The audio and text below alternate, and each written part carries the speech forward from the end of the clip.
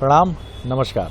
बहुत स्वागत है आपका उस कार्यक्रम में जिसका नाम है हे प्रभु आनंद दाता। अभी नवरात्रि का और विजयदशमी के साथ विधिवत इस त्यौहार के एक बहुत महत्वपूर्ण खंड का हम लोगों ने समापन शब्द तो उचित नहीं है क्योंकि चिरंतन में समापन है ही नहीं, उसके एक और युग काल के वर्ष के एक स्वरूप का आप कह सकते हैं कि उस पर विराम लगा है और फिर अगले साल हम तैयार हैं एक बार फिर नवरात्रि के आगमन के लिए, जो कार्तिक पक्ष की नवरात्रि है। और इसी के साथ हम ये भी तैयार हैं कि फिर विजयदशमी और नवरात्रि का ये स्वरूप हम देखेंगे।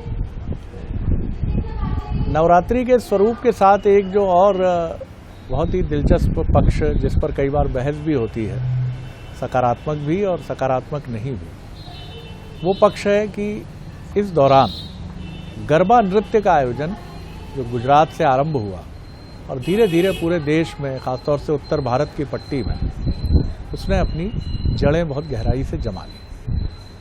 नृत्य कुछ भी है, वो आनंद की एक प्रस्तुति है। मनुष्य के भीतर का जो आनंद है वो नृत्य के तौर पर प्रस्फुटित होता है और यही वजह है कि वो संत और महात्मा जो नृत्य की, मैं प्रोफेशनल डांस की बात कर रहा हूँ, उसकी ABCD भी नहीं जानते, लेकिन वो भी उल्टे सीधे पैर रखकर थिरकने जरूर लगते हैं। तो निश्चित तौर पर नृत्य जो है वो आनंद की एक गहन अभिव्यक्ति है।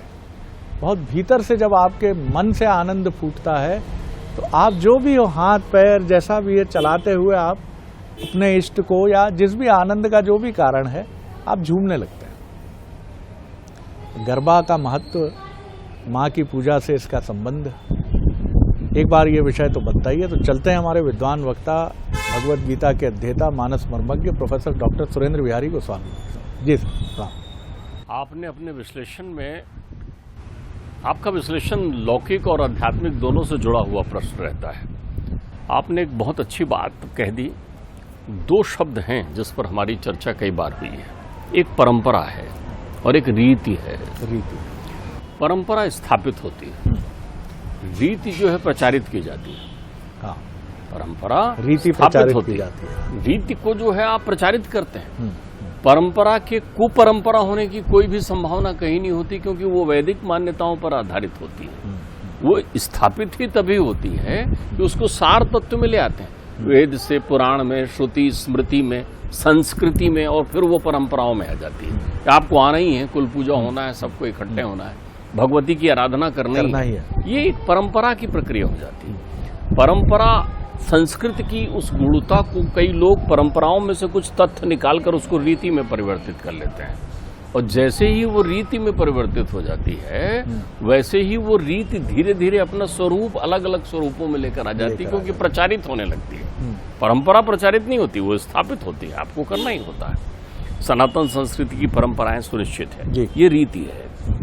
अब आपको मैं सबसे पहले एक बात दिमाग पर रख लें, भाव भक्ति में डूबकर, भाव भक्ति में डूबकर जहां आपकी चिंतन से आसक्ति तिरोहित हो जाए, किसी भी प्रकार की मोहाशक्ति आपके पास न बचे, तब आप भक्ति की उस निर्मल मुद्रा में अलग अलग प्रक्रियाओं में अपने आराध्य की आराधना करने लगते हैं। जी, महतारी के सामने एक बच्चा जो है खेल कर, नाच कर, मेरे कन्हैया तो दौड़ने लगते थे, मेरी महतारी बांध लेती थी, उनको पकड़ लेती थी।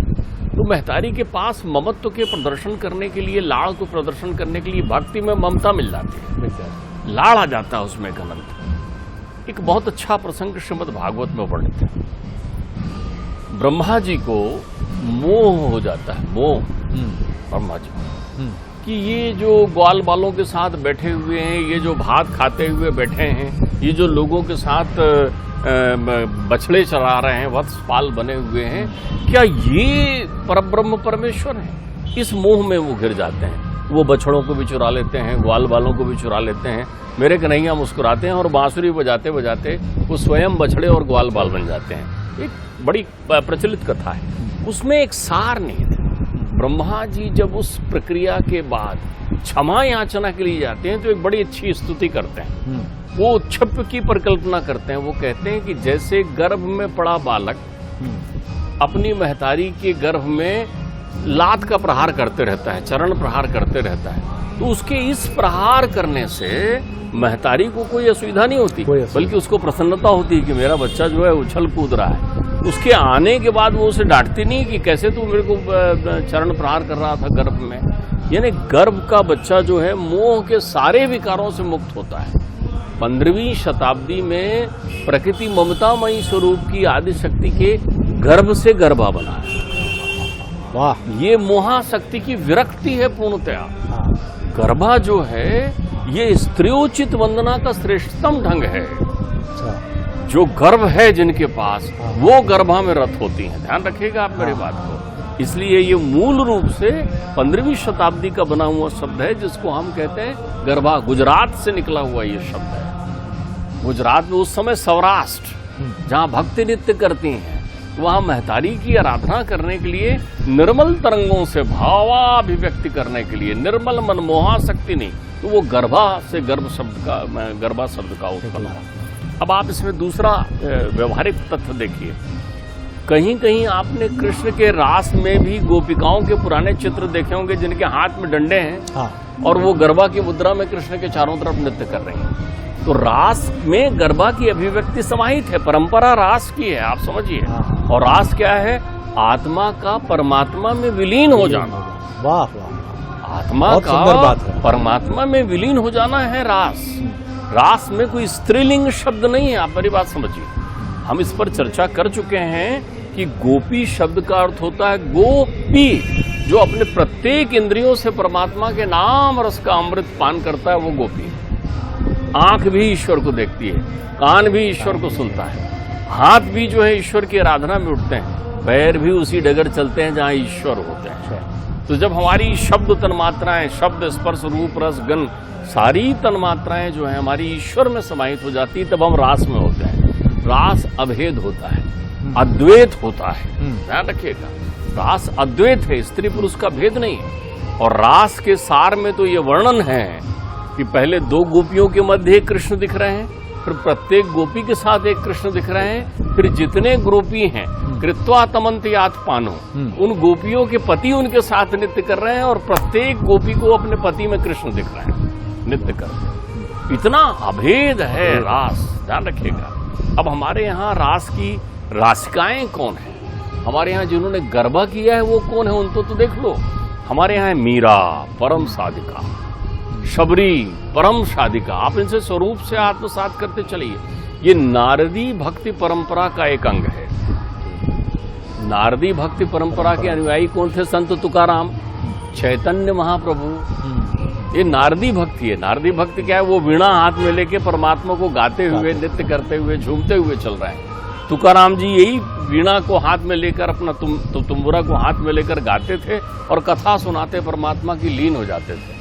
चैतन्य महाप्रभु राधे सुमरण करते हुए अनंत में उनको ध्यान नहीं रहता था, भान नहीं रहता था, तो वो उसमें विलीन हो जाते थे। मीरा जो है वो तो इतनी आनंद विभोर हो गई थी कि वो तो जहर और विष में, जहर और अमृत में अंतर ही खत्म हो गया था। वो तो मुस्कुराते हुए जहर भी पान करती। जड़ता खत्म करती है रास। गरबा में जड़ता नहीं होती। दृष्टपूतम समाश्रित्य वस्त्रपूतम प्रवेजले मना पूतम समा कार्य तत्कार्य विचार्य। गरबा राम के लिए, काम के लिए नहीं है। गरबा का मूल सूत्र आप समझ लीजिए, जिसमें गरबा समाहित है जिन प्रक्रियाओं में। गरबा का मूलाधार सूत्र इस बात पर निर्भर है कि आप भक्ति की अनंतता में खो गए। भक्ति अनंत है आपके पास। नारदी परंपरा की भक्ति है, भक्ति अनंतता के साथ आपके पास है। मर्यादा दूसरा सूत्र है। इसलिए कि आप तप जप करने में, कह रहा हूं, आप अपनी महतारी के पास गए भाई, माँ के आंचल में आपको ओढ़ कर बैठना है माँ के साथ में। कैसे रहेंगे माँ के पास में? कितने निर्मल होके जाएंगे माँ के पास में? वहां नृत्य करने वाली प्रत्येक साधिका माँ के लिए कर रही होती है और प्रत्येक साधिका माँ की तरह पूजनी होती है। ध्यान रखिएगा। अब इसमें गरबा में क्या हुआ कि आदि कुमारियां महत्वपूर्ण होती है। कुमारी बच्चियां जो हैं परमात्मा महतारी का ध्यान करते हुए नृत्य करती थी।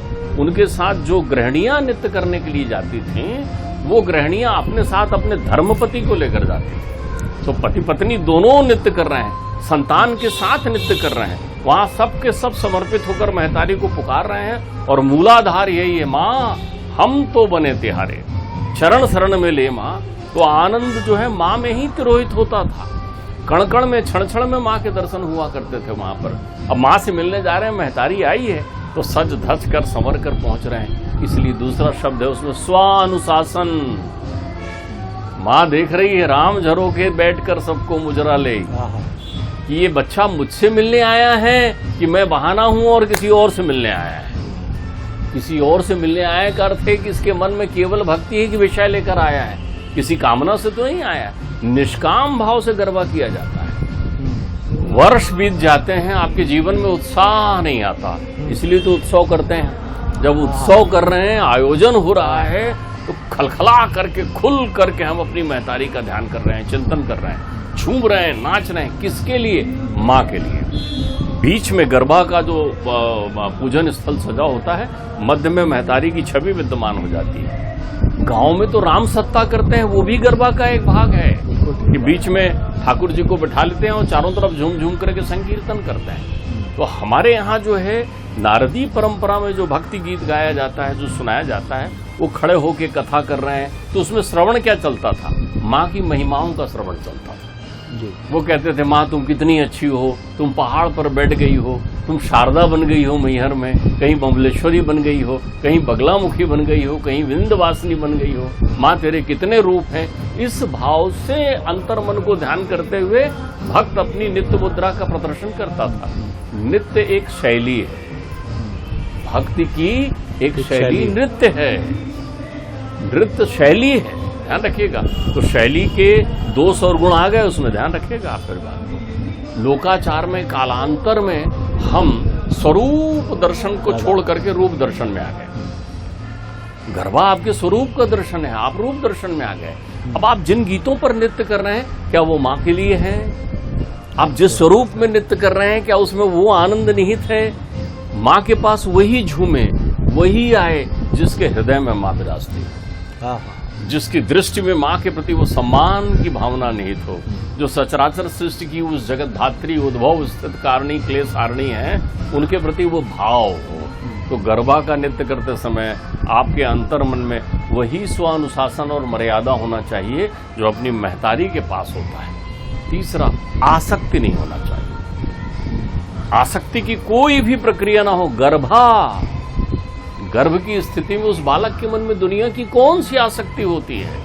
बिल्कुल मोह मुक्त हैं आप, आनंद में रम गए हैं। वहां पर मोबाइल भी नहीं चल रहा है, वहां पर ये शूटिंग करने का ध्यान भी आपका नहीं जा रहा है। आप तो झूम रहे हैं, आज माँ मुझे बुलाया तुमने, माँ तेरी याद आ गई माँ, इस भाव से आप नृत्य कर रहे हैं। तो वहां पर आप में आसक्ति नहीं होना चाहिए और भक्ति आप में विद्यमान होना चाहिए, भक्ति का स्वरूप होना चाहिए। भक्ति का निर्मल बहुत सुंदर तरीका है भक्ति का।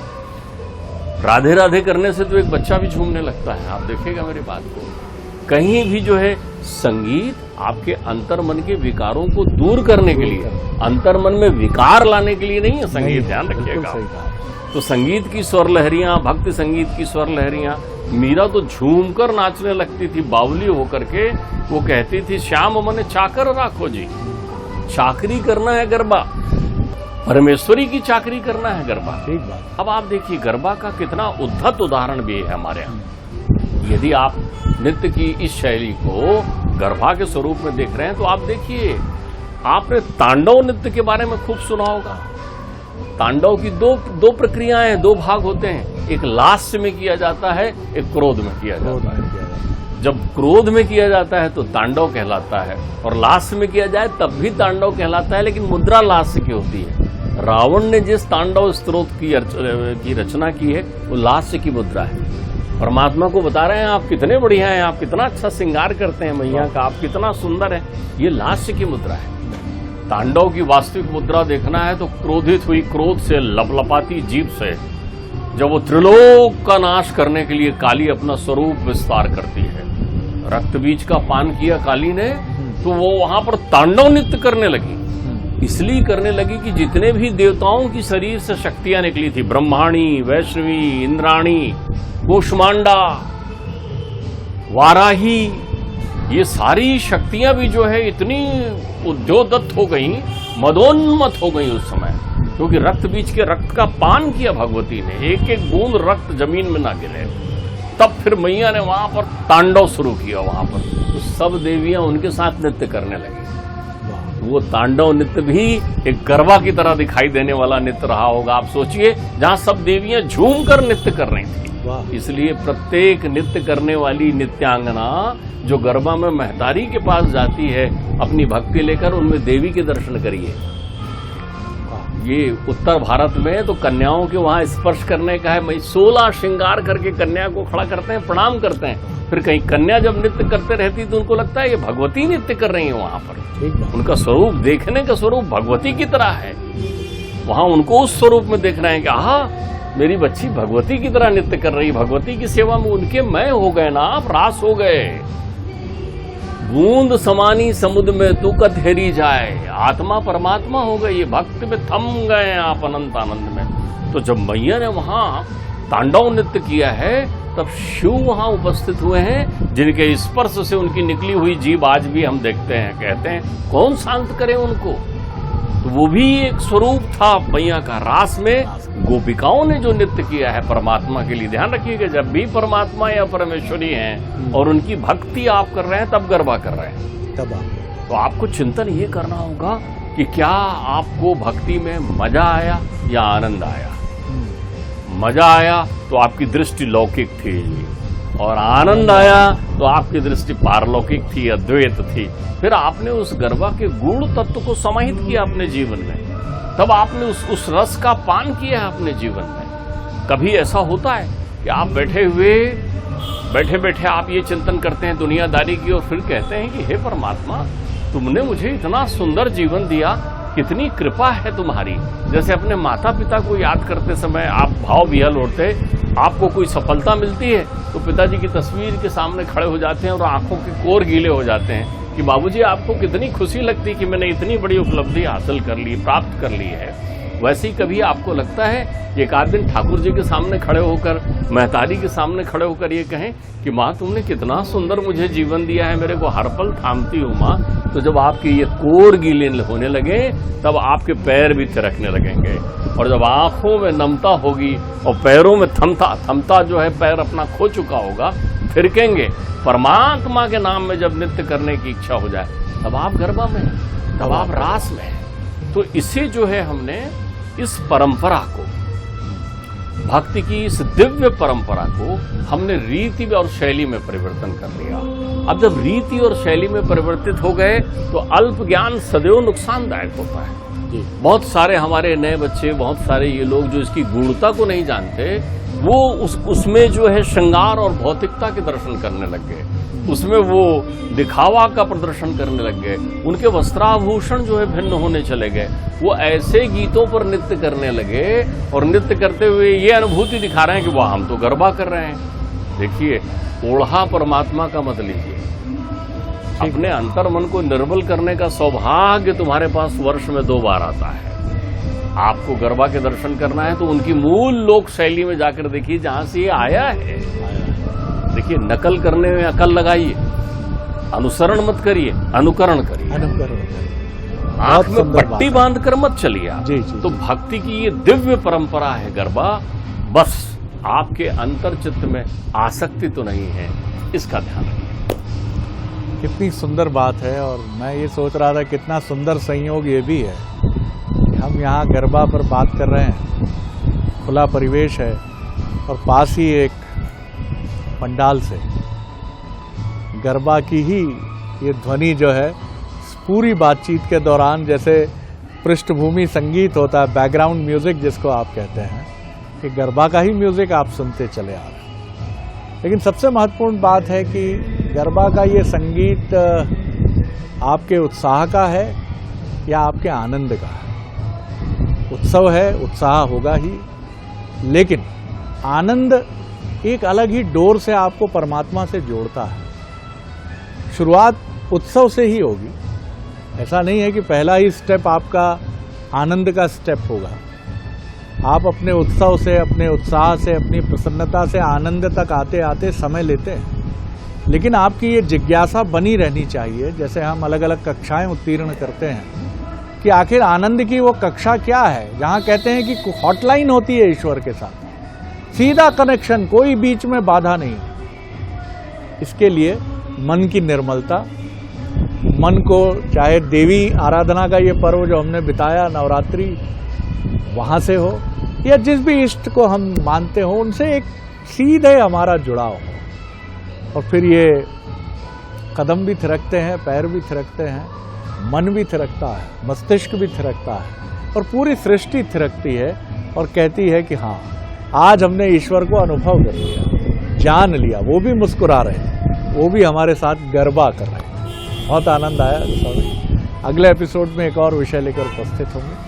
प्रणाम।